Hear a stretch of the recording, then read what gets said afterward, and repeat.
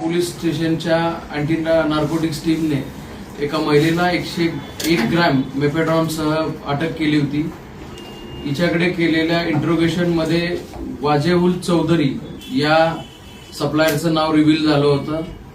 या गुन्ह्याच्या तपासामध्ये या सप्लायरला सुद्धा साकीनाक्याच्या टीमने अटक केली। त्याच्याकडे केलेल्या तपासामध्ये हा वाजेउल चौधरी गुजरात राज्यामध्ये जिथे मॅन्युफॅक्चरिंग युनिट चालवत होता तिथे साकीनाका पोलीस स्टेशनच्या टीमने रेड केली आणि या कारवाईमध्ये 20 किलो मेफेड्रॉन आणि इतर केमिकल्स तसेच मेफेड्रॉन बनवण्यासाठी लागणारे वेगवेगळे अपॅरेटस वेगवेगळ्या वस्तू या जप्त केलेल्या आहेत। या कारवाईमध्ये जप्त केलेल्या एकूण सीझरची किंमत ही 75 कोटी रुपये आहे।